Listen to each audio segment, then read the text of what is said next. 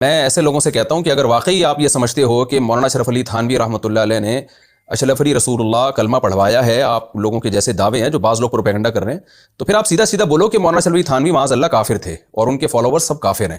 تام الحرمین کتاب لکھی احمد بریلوی صاحب نے، علماء عرب سے سائن کروائے، کتاب کا نام رکھا حرمین کی تلوار، اور اس میں انہوں نے 5 لوگوں پہ کفر کے فتوے لگائے، ایک غلام احمد قادیانی دجال کے اوپر اور 4 علماء دیوبند پہ، اور کنکلوڈ کرتے ہوئے انہوں نے لکھا کہ ان تمام لوگوں کے کفر میں شک کرنے والا بھی کافر ہے، یعنی تمام فرقہ دیوبندیہ۔ چلیں قادیانی کو تو ہم کافر مانتے ہیں، باقیوں کی بات ہو رہی ہے، اور انہوں نے کہا یہ مرتد ہیں، یعنی واجب القتل۔ السلام علیکم دوستو، میں ہوں محمد ساجد۔ آج ہم دیکھیں گے مفتی طارق مسعود ورسس انجینئر محمد علی مرزا۔ موضوع ہے اشرف علی رسول اللہ، جو کہ الامداد رسالہ میں موجود ہے۔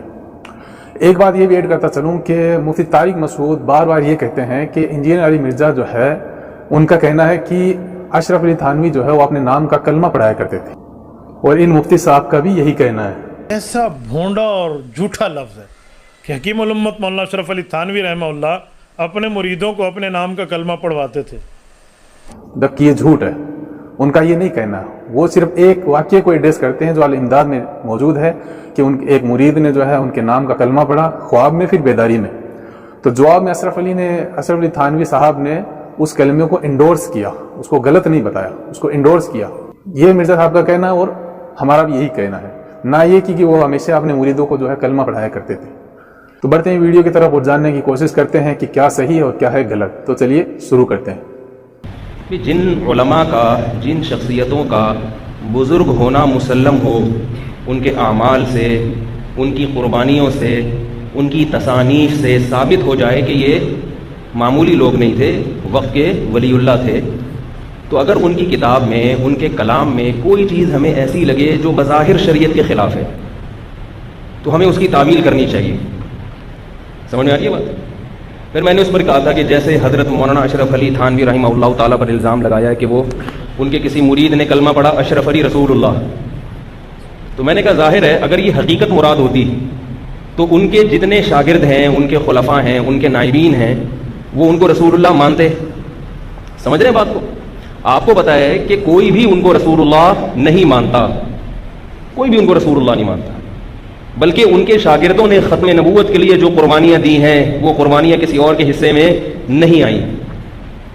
تو جب یہ مسلم ہے تو اس کا مطلب یہ ہے کہ جس اعتراض کرنے والے نے یہ الزام لگایا ہے تو وہ الزام صحیح نہیں ہو سکتا۔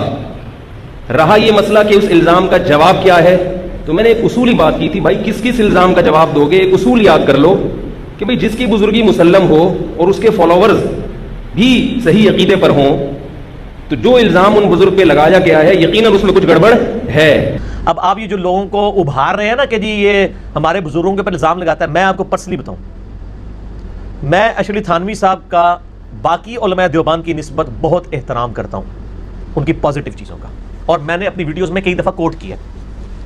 پہلی ایک جو میری سب سے بڑی کمزوری ہے کہ اشرف علی تھانوی صاحب حسینی منہج کے تھے، یزید کو انتہائی برا سمجھتے تھے، حسین علیہ السلام کے مخالفین پر لعنت کرتے تھے، باقاعدہ واقعہ کربلا کے اوپر بھی انہوں نے پورے فتوے لکھے، حضرت حسین کے پورے سپورٹر تھے وہ۔ یہ ان میں ایک پازیٹیو چیز تھی۔ اہل بیت کی محبت ہماری ویسے ہی کمزوری ہے۔ دوسری پازیٹیو چیز فرقہ واریت جس طرح ان کے فالوورز میں ہے نا، اس لیول کی فرقہ واریت ان میں نہیں تھی۔ اس وقت شیعہ کے سب سے بڑے مخالف کون ہیں؟ دیوبند۔ اور دیوبند کے امام کون ہیں؟ اشرف علی تھانوی۔ تو اشرف تھانوی صاحب تو اس لیول کے مخالف نہیں تھے۔ طارق جمیع صاحب نے تھوڑے سافٹ کارنر شیعہ کے لیے رکھا، اتنی موٹی کتاب طارق جمیع صاحب کے خلاف علماء دیوبند نے لکھی ہے، سرفراز خان صفدر صاحب کے پلیٹ فارم سے چھپی ہے، جس میں ان پہ پتہ نہیں کتنے فتوے لگائے ہیں انہوں نے۔ طارق جمیع صاحب تو امام بارگاہوں میں جب جا کے بیان کر دیتے ہیں، اتنے پازیٹیو آدمی ہیں، میں اس لیے ان سے محبت کرتا ہوں۔ دوسرا وہ اہل بیت کے دفاع پہ کھڑے ہیں، حضرت حسین کی محبت انہوں نے عام کی ہے، کربلا پہ بات کرتے ہیں۔ تو مجھے تو اشرف تھانوی صاحب کی جتنی پازیٹیو باتیں میں نے پہلے بھی بیان کی ہوئی ہیں، آج نہیں کی ہوئی ہے، کئی سالوں سے بیان کر رہا ہوں۔ اس کے باوجود جب نبی صلی اللہ علیہ وآلہ وسلم کی باری آئے گی تو قرآن میں واضح ہے، لا ترفعوا اصواتکم فوق صوت النبی، نبی علیہ السلام کی آواز سے اپنی آواز کو بلند نہ کرنا ورنہ تمہارے اعمال اکارت کیے جائیں گے اور تمہیں خبر بھی نہیں ہوگی۔ اور بخاری میں موجود ہے، یہ آیت حضرت ابوبکر و عمر کے بارے میں نازل ہوئی ہے رضی اللہ عنہما وعلیہم السلام، کہ وہ ایک مجلس میں آپس میں گفتگو کرتے ہوئے حضور سے آواز ان کی اونچی ہوگی، حضور سے نہیں گفتگو کر رہے تھے صلی اللہ علیہ وآلہ وسلم۔ تو نبی علیہ السلام کی سپورٹ میں اللہ نے آیت نازل کی کہ نبی کی موجودگی میں بھی آواز بلند کی، اعمال اکارت ہو جائیں گے۔ اس کے بعد بخاری کے الفاظ ہیں کہ حضرت عمر اتنا آہستہ بولتے تھے کہ نبی علیہ السلام کو آواز ہی نہیں آتی تھی، حضور کہتے تھے عمر تھوڑا اونچا بول، پھر قرآن میں ہے لا تقولوا راعنا وقولوا انظرنا. صحابہ کہتے تھے راعنا یا رسول اللہ صلی اللہ علیہ وآلہ وسلم ہماری رعایت فرمائیے. یعنی ہمیں بات سمجھ نہیں ہے، اپنی بات کو ریپیٹ کریں. کافر اس کو بگاڑتے تھے، کہتے تھے رائینا.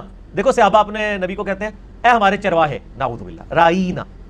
تو اللہ تعالیٰ نے، اللہ کو پتا تھا کہ صحابہ اس نیت سے نہیں کہہ رہے، لیکن اللہ نے کہا یہ لفظ ہی چھوڑ دو کیونکہ میرے نبی کی شان کا معاملہ ہے. کہا لا تقولوا راعنا وقولوا انظرنا، تم کہا کرو یا رسول اللہ انظرنا، ہمارا انتظار فرمائیے، ہم پہ نظر کرم فرمائیے، دوبارہ اپنی بات کو ریپیٹ کیجیے. یہ نبی صلی اللہ علیہ وآلہ وسلم کی عصمت کا معاملہ ہے. یہ جو کچھ واقعہ ہے نا، یہ واقعہ جو کچھ الامداد رسالے میں لکھا ہے خواب کا اور اس کے بعد بیداری کا، پھر اس کی تعبیر، اگر یہ سمجھتے ہیں کہ حضرت عمر فاروق رضی اللہ تعالیٰ عنہ کے سامنے یہ رسالہ یہ کراچی کا مفتی بیٹھ کے پڑھ سکتا ہے اور وہ پھر سلامت رہ سکتا ہے تو ٹھیک ہے، اور اگر وہ یہ سمجھتا ہے کہ حضرت عمر کے سامنے نہیں پڑھ سکتا تو پھر خود ہی یہ اپنا محاسبہ خود کریں. ہم تو اس پہ بھی توبہ پیش کریں گے، پرانے بزرگوں پہ بھی، نیوں پہ بھی، چھاپنے والوں پہ بھی. ہمیں کسی کے ساتھ کوئی لینا دینا نہیں. ہم کہتے ہیں اگر آپ کے بزرگوں سے غلطی ہوئی، ان کا چہرہ سرخ ہو گیا تو آپ تھپڑ مار مار کے اپنا چہرہ کیوں سرخ کرتے ہیں؟ پھر میرے خلاف کلپ چڑھاتے ہیں جی وہ انجینئر جواب پی گیا، جواب نہیں دے رہا، اس کے اوپر مقدمہ کرو. یار میں جواب اس لیے نہیں دیتا کہ میں یہ توقع نہیں کر رہا تھا کہ آپ اس لیول پہ گر جائیں گے، آپ کلمے کے اوپر کمپرومائز کریں گے.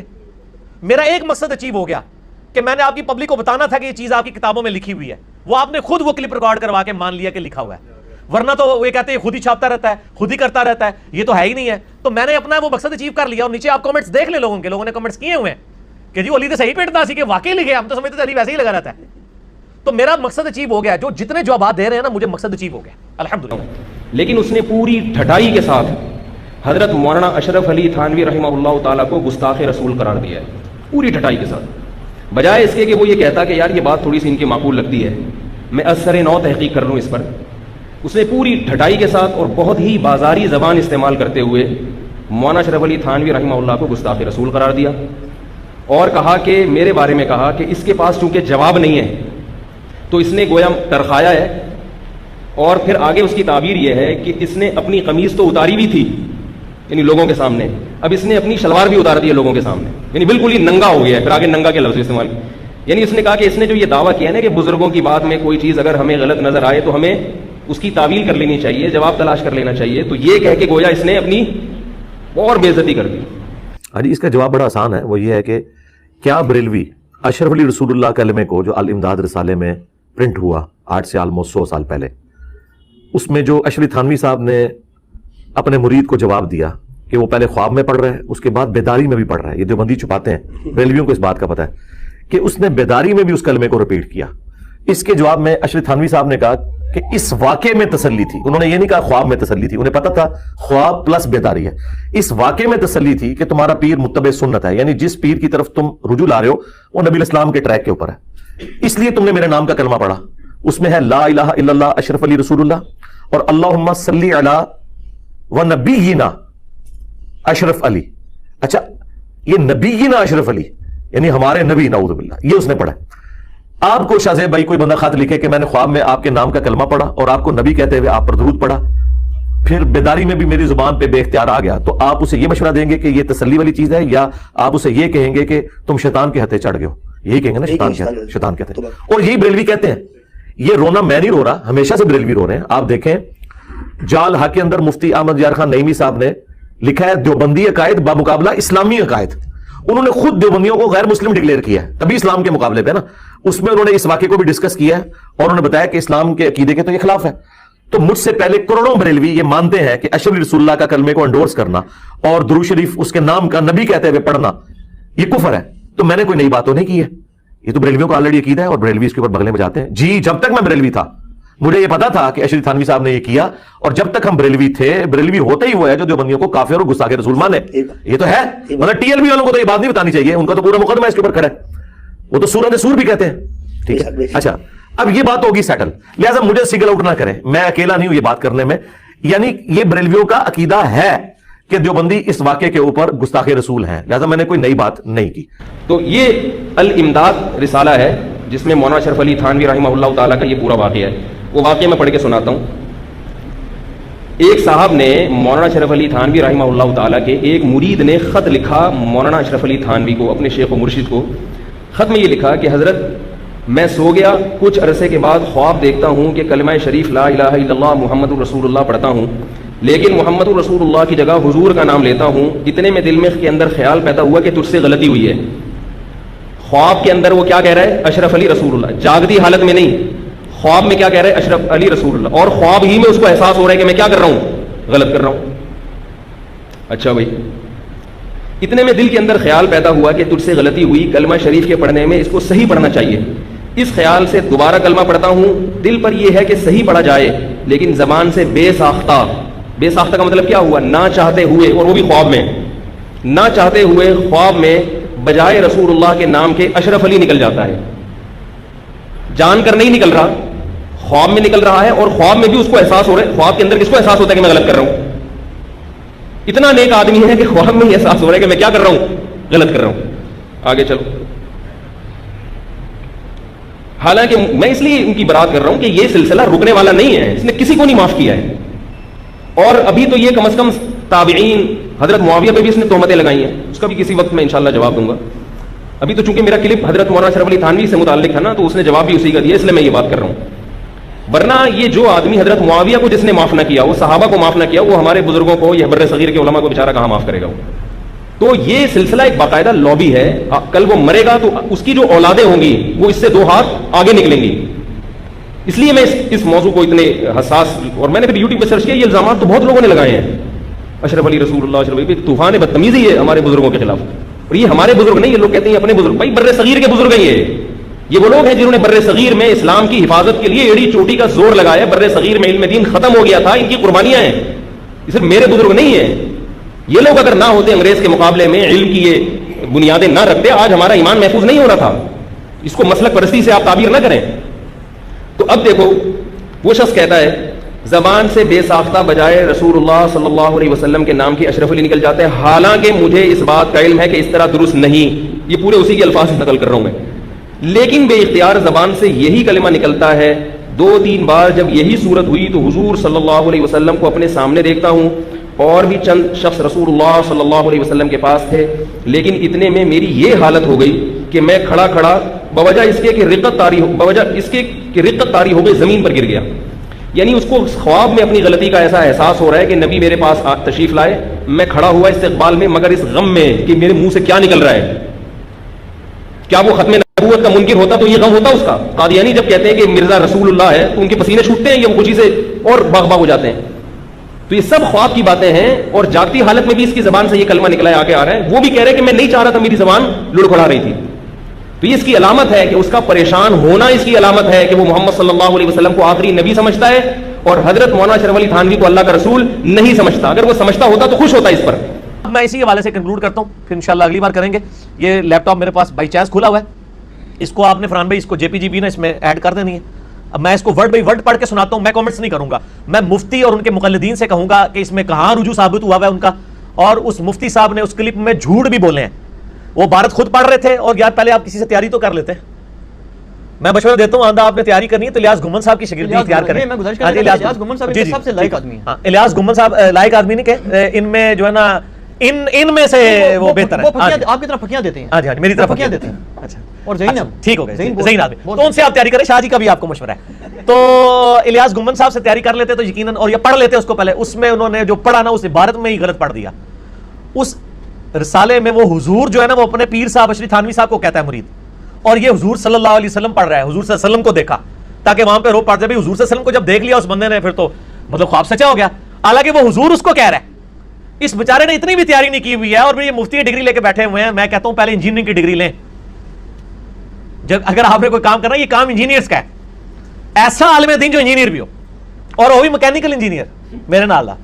ٹھیک ہے نا جی، کوئی اور انجینئر نہیں ہونا چاہیے. پیٹرولیم انجینئر نہیں یہ کام کر سکے گا، یہ میکینیکل کرے گا.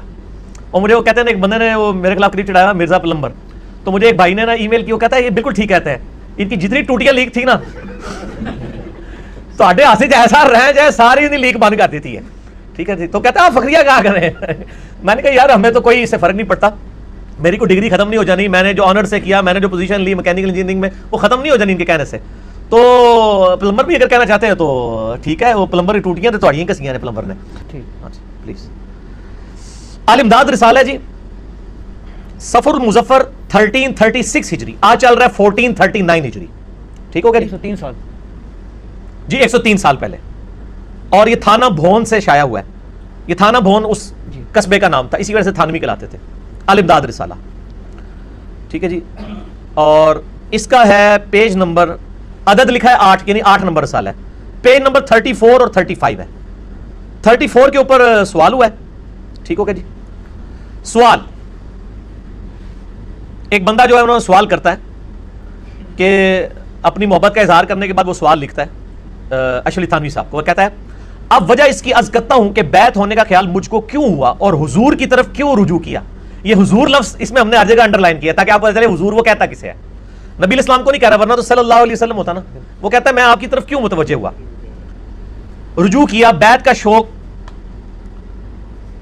اور مطالعہ صرف مطالعہ کتب تصوف سے, اور حضور کی جانب رجوع اس لیے کہ ہمارے نانا مولانا مولوی محمد صاحب مرحوم, مولانا مولوی عبداللہ صاحب مرحوم اور مولانا مولوی عبدالعزیز صاحب مرحوم لدھیانہ والوں سے حضور کے اعتقادات ملتے جلتے تھے. وہ کہتے ہیں چونکہ ہمارے بزرگوں سے آپ کے ملتے ہیں اس لیے میں نے آپ کو اپنا بزرگ مان لیا ہے. قرآن حدیث کی اس نے دلیل نہیں دی ہے. وہ مفتی بڑا بڑا کہتا ہے وہ تو دیکھو اتنا پریشان ہو رہا ہے. وہ پریشان ہو رہا ہے کہ بھی میرے جڑے بزرگ سن انہوں نے تواڈے ملتے ہیں تا میں تواڈا مرید ہویا. اس سے یہ غرض تھی کہ ہمارے نانا یا کوئی اور اپنے دادا وغیرہ علماء کے اعتقادات گو خراب ہی ہوں, ان کو بلا وجہ ترجیح دی جاوے. اصل غرض یہ ہے کہ حضور کے اور بندہ کے اعتقادات بالکل ایک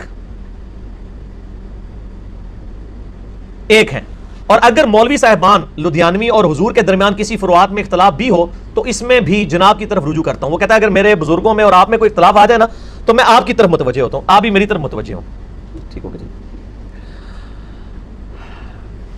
اور حضور کی تصنیف چند کتابیں زیر مطالعہ رہی ہیں جن میں سے بہشتی زیور تو حرز جان ہے. میں بہشتی زیور تو پوسٹ مارٹم نیچے کرنا ہے, حرز جان. اور شرح مثنوی مولانا رومی کے علاوہ اور بھی چند تصانیف نظر سے گزری ہیں. یہ اشرف تھانوی صاحب کہہ رہے ہیں میں نے آپ کی یہ کتابیں پڑھی ہیں تو میں تو بڑا مطلب آپ کا متقد ہوں. بہشتی زیور میں بریانی بنانے کا طریقہ بھی لکھا ہوا ہے. ایک دفعہ رامپور ریاست میں جانے کا اتفاق ہوا تو وہاں ایک مسجد میں ایک مولوی صاحب جو طالب علم تھے ان کے پاس ٹھہرنے کا اتفاق ہو گیا, اور یہ بھی معلوم ہوا کہ وہ مولوی صاحب بھی حضور سے بیعت ہیں. یہ حضور کا لفظ کوئی 8ویں دفعہ آنے لگا ہے تاکہ آپ کو پتہ چلے یہ حضور کسے کہتے ہیں. اس لیے ان سے اور بھی محبت ہو گئی. تو اسنا گفتگو میں معلوم ہوا کہ ان کے پاس تھانہ بھون سے 2 رسالے الامداد اور حسن العزیز بھی ماہواری آتے ہیں. یہ الامداد رسالہ اشرف تھانوی صاحب جو ماہنامہ نکالتے تھے, جس طرح بھی اہل حدیثوں کا الحدیث نکلتا ہے, سننا نکلتا ہے, جو بند کا بھی وہ نکلتا ہے, وہ ضرب قافلہ حق کے نام سے لیاز گمن صاحب کا, اس طرح وہ رسالے وہ بھی نکالتے تھے. بندہ نے ان کے دیکھنے کے واسطے درخواست کی تو ان مولوی صاحب طالب علم نے چند رسالے مجھ کو دینے کے واسطے دیکھنے کے واسطے دیے, اور الحمدللہ جو لطف ان سے اٹھایا بیان سے باہر ہے. ایک روز کا ذکر ہے. اب وہ واقعہ آ رہا ہے جی جس کے اوپر ہے. اب آپ وہ واقعہ بھی سنیں, اور اسی کلپ میں وہ کہتا نہیں یہ تو خواب میں ہے, پھر بعد میں اس نے پڑھ لیا بیداری, کہتا بیداری میں بھی ہے. ایک روز کا ذکر ہے. حسن عزیز دیکھ رہا تھا, یعنی وہ رسالہ, اور دوپہر کا وقت تھا کہ نیند نے غلبہ کیا اور سو جانے کا ارادہ کیا. رسالہ حسن عزیز کو ایک طرف رکھ دیا, لیکن جب بندہ نے دوسری طرف کروٹ بدلی تو دل میں خیال آیا کہ کتاب کو پشت ہو گئی ہے. اللہ اکبر, یہ ہوتا ہے بزرگوں کا احترام. اس لیے رسالہ حسن عزیز کو اٹھا کر اپنے سر کی جانب رکھ لیا. وہ کہتے ہیں وہ رسالے کو پیٹ ہو رہی تھی. ٹھیک ہے. اور قرآن کیا کہتا ہے, وقال الرسول یا رب ان قوم اتخذوا هذا القرآن مہجورا. قیامت والے دن نبی علیہ السلام شکایت کریں گے کہ اللہ میری امت نے قرآن کو پیٹ کے پیچھے ڈال دیا تھا, یعنی تعلیمات چھوڑ دی. اور وہ کہتے ہیں میں نے رسالہ سر کی جانب رکھا اور سو گیا. کچھ عرصہ کے بعد خواب دیکھتا ہوں کہ کلمہ شریف لا الہ الا اللہ محمد رسول اللہ صلی اللہ علیہ وآلہ وسلم پڑھتا ہوں, لیکن محمد رسول اللہ کی جگہ حضور کا نام لیتا ہوں. محمد رسول اللہ کی جگہ حضور, اگر یہ حضور صلی اللہ علیہ وسلم ہو تو وہ تو انہی کا نام لے رہا ہوں نا. یہ حضور کس کو کہہ رہا ہے, اشرف تھانوی. یہ اس مفتی صاحب کو نہیں پتا چلا, اس نے کسی نے پڑھایا بھی نہیں ہے, وہ حضور صلی اللہ علیہ وسلم بھی پڑھتا گیا نال. اتنے میں دل کے اندر خیال پیدا ہوا کہ تجھے غلطی ہوئی کلمہ شریف کے پڑھنے میں, اس کو صحیح پڑھنا چاہیے. یہ خواب میں وہ کہہ رہا ہے مجھے ہوئی. اس خیال سے دوبارہ کلمہ شریف پڑھتا ہوں. دل پر تو یہ ہے کہ صحیح پڑھا جاوے, لیکن زبان سے بے ساختہ بجائے رسول اللہ صلی اللہ علیہ وآلہ وسلم کے نام کے اشرف علی نکل جاتا ہے. حالانکہ مجھ کو اس بات کا علم ہے کہ اس طرح درست نہیں, لیکن بے اختیار زبان سے یہی کلمہ نکلتا ہے. 2-3 بار جب یہی صورت ہوئی تو حضور کو اپنے سامنے دیکھتا ہوں. اب یہ کون سا حضور ہے جس کو دیکھ رہا ہے, اشرف تھانوی. اس کو مفتی صاحب نے پڑھ دیا, حضور صلی اللہ علیہ وسلم کو سامنے دیکھتا ہوں. سامنے سارے کہہ دیں اچھا تو حضور کو خواب میں دیکھ لیا تو سچا خواب ہے.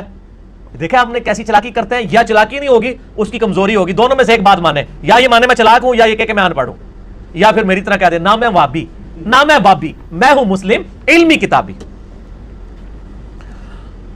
حضور کو اپنے سامنے دیکھتا ہوں, اور یہی چند شخص حضور کے پاس تھے. کون سے چند شخص؟ وہی سارے علماء جن کے پاس وہ بیٹھتا تھا نا, تو وہ حضور صلی اللہ علیہ وسلم کی صحبت کے لوگ تو نہیں تھے, ان کے صحبت کے لوگ تھے. کہتا ہے میں نے اپنے سارے مولویوں کو اور حضور یعنی آپ کو بھی دیکھا, لیکن اتنے میں میری یہ حالت ہوگی کہ میں کھڑا کھڑا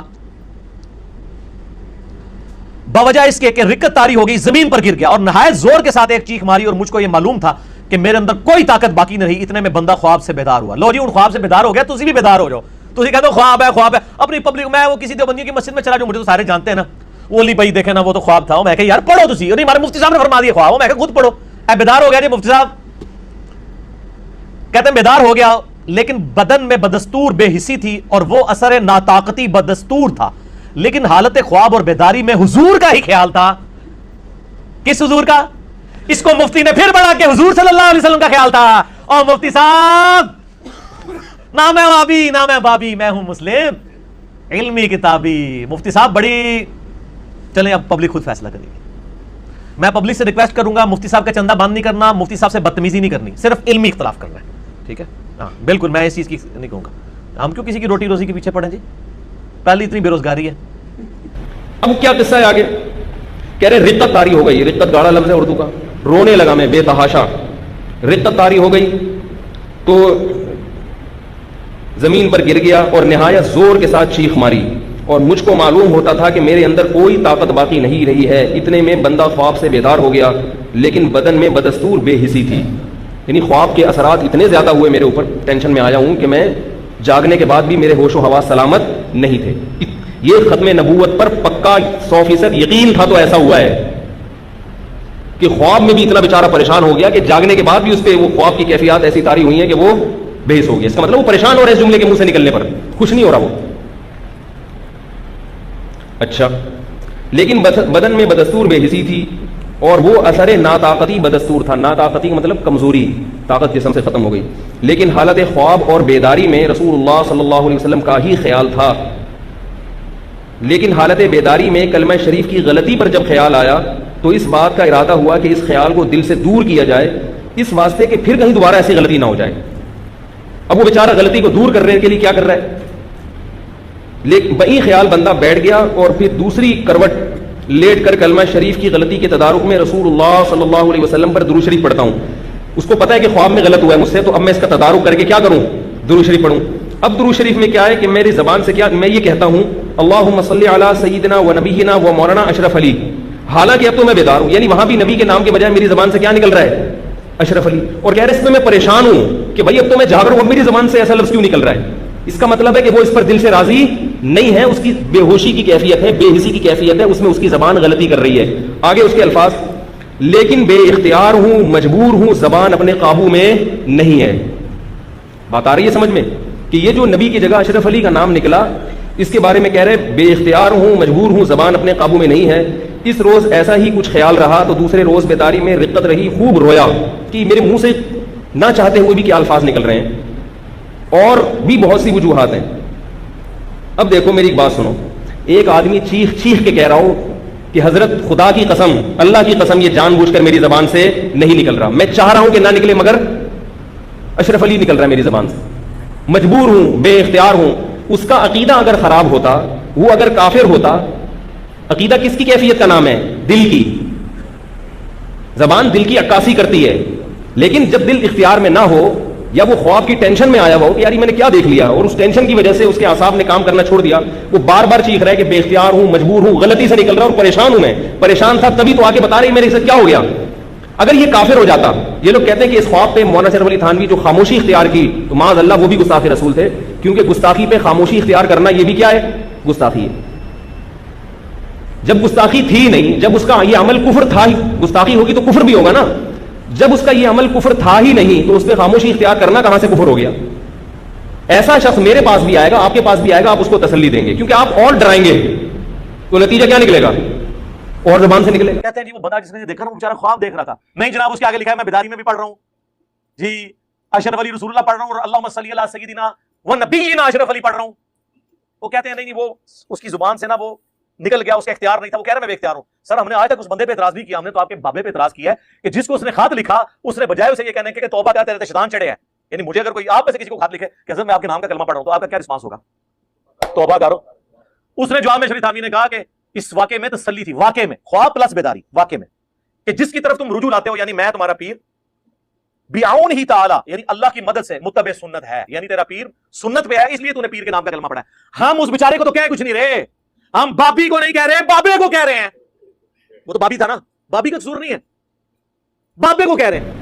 اب رہا یہ مسئلہ کہ کیا ایسا خواب کسی کو آئے, تو اب میں اس کو قرآن و سنت کی روشنی میں تھوڑا سا بتاتا ہوں کہ خواب میں جو چیز جیسی نظر آتی ہے حقیقت میں وہ ویسی نہیں ہوتی. حضرت ابو ہریرہ رضی اللہ تعالیٰ عنہ کی حدیث ہے صحیح مسلم میں. دیکھو بیڑیاں آپ کے پاؤں میں اگر پڑی ہوئی ہوں عام حالات میں, آپ اس سے پریشان ہو گئے یا خوش ہو گئے؟ پریشان ہو گئے. بیڑیاں کس کے پاؤں میں ہوتی ہیں؟ بولو نا بھائی, چور کے پاؤں میں ہوتی ہیں. بیڑیاں کس کے پاؤں میں ہوتی ہیں؟ چوروں کے پاؤں میں, جن کے جرائم ثابت ہوتے ہیں. اکثر و بیشتر, کبھی بے گناہ کبھی ہوتی, اکثر و بیشتر کس کے پاؤں میں بیڑیاں ہوتی ہیں؟ چور کے. لیکن حضرت ابو ہریرہ کی حدیث ہے صحیح حدیث, وہ فرماتے ہیں احب القید فی المنام, کہ میں خواب میں اپنے پاؤں میں بیڑیوں کو پسند کرتا ہوں. مجھے خواب آئے اور میرے پاؤں میں بیڑیاں ہوں تو یہ اچھا خواب ہے, برا خواب نہیں ہے. آگے شارحین نے لکھا ہے اس لیے برا خواب نہیں ہے کہ یہ اس کی علامت ہے کہ دین پر آپ کیا ہیں؟ ثابت قدم ہیں. بیڑیاں پڑی ہوئی ہیں, انشاءاللہ آپ ہلیں گے نہیں. اب دیکھو, اب میں کسی کے بارے میں خواب سناؤں کہ اس نے یہ دیکھا, کہ میرے بارے میں کوئی خواب سنا ہے کہ مولانا طارق مسعود صاحب کے پاؤں میں بیڑیاں پڑی ہیں, میں نے خواب میں دیکھا. میں کہوں تو گستاخ ہے, میرے بیانات بھی سنتا ہے اور مجھ پہ تہمت لگا رہے, بیڑیاں پڑی, تھپڑ, میں کوئی چور کا بچہ نظر آتا ہوں تیرے کو ہے بھائی, میں کوئی شکل سے تیرے کو چور نظر آتا ہوں, تو یہ میرے پاگل ہونے کی دلیل ہوگی, ٹھیک ہے, کہ خواب کی چیز کو میں حقیقت پر قیاس کر رہا ہوں, خواب کی باتوں کو میں جاگتی حالت پر قیاس کر رہا ہوں. خواب میں بڑی عجیب عجیب چیزیں ہوتی ہیں. ابن سیرین رحمہ اللہ کے دور میں کسی کو خواب آیا کہ میں نے دیکھا کہ میری چارپائی کے نیچے آگ لگ رہی ہے, تو انہوں نے بتایا کہ بھائی وہ کھودو نیچے خزانہ ہے. کھودا تو خزانہ تھا. انہوں نے کہا سردیوں میں آگ کا دیکھنا یہ کیا ہے؟ رحمت ہے اللہ کی. ایک واقعہ لکھا ہے, واللہ عالم کی سند نہیں ہے تو چھوڑو, یہ کوئی ہمارا استدلال اس سے نہیں ہے, ٹھیک ہے. اور تاریخی واقعات کے لیے سند کا بہت زیادہ مضبوط ہونا بھی ضروری نہیں ہے. یہ بھی ایک بات ہے جو میں بھی بتاؤں گا, اس پہ بھی لوگ پکڑتے ہیں ہمیں, اس تاریخی واقعے کی سند صحیح. ہاں, اس تاریخی واقعے سے کوئی شرعی مسئلہ ثابت ہو رہا ہو پھر اس کی سند کا صحیح ہونا ضروری ہے. اس کو بھی کچی پکڑ کے رکھیں, میں اس پر بھی مجھ پر الزامات لگیں, اس کا میں جواب دوں گا. تو میں یہ کر رہا تھا کہ پہلی بات یہ کہ خواب میں کی تعبیریں ہوتی ہیں. اگر خواب میں کسی نے دیکھ لیا کہ فلاں رسول اللہ, تو یہ اس کی علامت نہیں ہے کہ وہ ختم نبوت کا منکر ہے. وہ خواب ہے, اس پہ کیوں ڈانٹ لگا رہے ہو اس کو؟ ام الفضل رضی اللہ تعالی عنہا جو رسول اللہ صلی اللہ علیہ وسلم کی چچی تھیں, ان کو خواب آیا, وہ ڈر گئی خواب میں. انہیں لگا کہ یہ گویا برا خواب دیکھا ہے میں نے. وہ نبی کے پاس آئیں, عرض کیا یا رسول اللہ میں نے ایک عجیب خواب دیکھا ہے, منکر, یعنی گویا کہ برا خواب. کیا دیکھا؟ فرمایا میں نے دیکھا آپ کے جسم کا ایک ٹکڑا ٹوٹ کے میری جھولی میں آ کے گرا. اب اس کو بھی گستاخی کہو گے, نبی کے جسم کے ٹکڑے کٹ رہے ہیں, ٹوٹ رہے ہیں, وضو ٹوٹ رہا ہے. عام حالت میں کسی کا وضو کٹ جائے, وضو ٹوٹ جائے, یہ اچھی بات ہے بری بات ہے؟ خواب میں جب یہ آئے, اور وہ سمجھ رہی, انہوں نے عام حالت پہ قیاس کیا حضرت ام الفضل نے کہ بھئی عام حالت میں جب کسی کا بازو ٹوٹ جائے, گوشت کٹ جائے, تو یہ گوشت کا کٹنا, بازو کا ٹوٹنا یا کسی عضو کا الگ ہو جانا یہ اچھی خبر نہیں ہے. آپ کو فون آئے آپ کے بیٹے کا بازو کٹ گیا ہے تو آپ خوش ہو گئے یا رو گئے؟ اور معاذ اللہ نبی صلی اللہ علیہ وسلم کے بارے میں صحابہ کو ایسی خبر آتی تو بہت پریشان ہوتے. تو نبی صلی اللہ علیہ وسلم نے اس کو اچھا خواب قرار دیا اور فرمایا کہ میری بیٹی فاطمہ کے بچہ پیدا ہوگا جو تمہاری گود میں, تم اس کو اپنی گود میں لے کے بیٹھو گی. تو خوابوں کی دنیا بالکل ایک الگ دنیا ہوتی ہے. سمجھ رہے ہو کہ نہیں سمجھ رہے؟ آگے میں ایک بات آپ سے کہہ کے یہ ختم کرتا ہوں. پھر مولانا اشرف علی تھانوی نے جب اس کو خواب کی تعبیر سنائی کہ بھئی اس میں اس طرف اشارہ ہے کہ تم جس سے تعلق کرنا چاہتے ہو وہ متبع سنت ہے. آگے مولانا علی تھانوی کی یہ تواضع ہے, وہ فرما رہے ہیں, میں ان کے الفاظ پڑھ کے سناتا ہوں. الامداد میں فرمایا باقی مجھ کو اس پر اصرار نہیں, یہ جو میں تعبیر کر رہا ہوں نا مجھے اصرار نہیں اس پر کہ یہی تعبیر ہے. اگر یہ خواب وسوسہ شیطانی ہو یا کسی مرض دماغی سے ناشی ہو پیدا ہوا ہو اور اس کی تعبیر نہ ہو, یہ بھی ممکن ہے. یعنی عین ممکن ہے یہ خواب ہی جھوٹا ہو سرے سے, صرف شیطان کا ایک تصرف ہو تمہارے دماغ میں.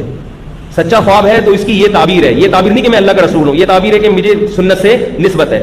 اور یہ بھی ممکن ہے کہ یہ شیطان کا تصرف, اگر وہ اس پہ راضی ہوتے تو یہ کہتے کہ شیطانی تصرف ہے. یہ سمجھ میں نہیں آ رہی مطلب. پولیس سے بھی ڈرنا چھوڑ دیا آپ لوگوں نے, بم کے بھی دھمکیاں دے چکا ہوں, ایٹم بم کی دھمکیاں دے چکا ہوں. اب کیا ہے یار, شب برات کے پٹاخے تو کام نہیں کریں گے اب. آگے کہہ رہے ہیں کہ لیکن غلط تعبیر دینا ایک وجدان کی غلطی ہوگی جس پر کوئی الزام نہیں ہو سکتا. کیا مطلب؟ کہہ رہے ہیں کہ ایک وجدان کی غلطی ہے, غلطی مان رہے ہیں غلطی ہے, یہ غلط ہوا ہے.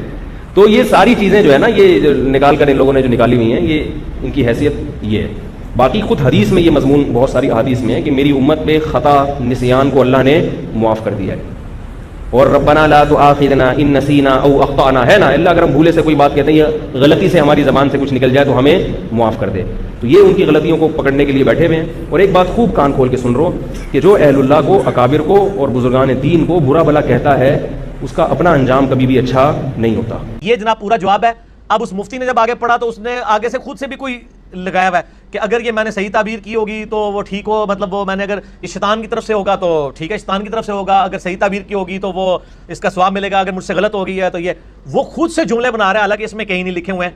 یہ ہم ایچ ڈی چڑھائیں گے, پھر ہم ان کے پبلک سے کہیں گے. ہم آپ پہ دعوت توبہ اور اصلاح پیش کر رہے ہیں, ہم کوئی تکفیر نہیں کر رہے, علمی کتابی باتیں کر رہے ہیں. یہ اب لوگ چاہ رہے تھے تو میں نے اس کو ریکارڈنگ کر دیا اور کوئی جواب نہیں لکھا. جو کچھ اس نے پڑھا وہ جھوٹ پڑھا, غلط پڑھا. اور میں آپ کو ایک بات بتا دوں شاہ جی, میں نے اس کے اوپر کئی مہینے صبر کیا ہے. میں نے ان کے لوگوں کو ای میلز کیے ہیں کہ تمہارا مفتی جو کچھ پڑھ رہا ہے اس کو کہو کہ وہ اپنی صحیح ریکارڈنگ کرائے یا مجھے حوالہ دے, ادروائز پھر میں جواب دوں گا تو پھر وہ شکوہ نہ کرے, کیونکہ ہماری تو کوشش, ورنہ تو یہ تو فوراً کلپ چڑھا دیتے ہیں نا, ہم صبر کرتے ہیں.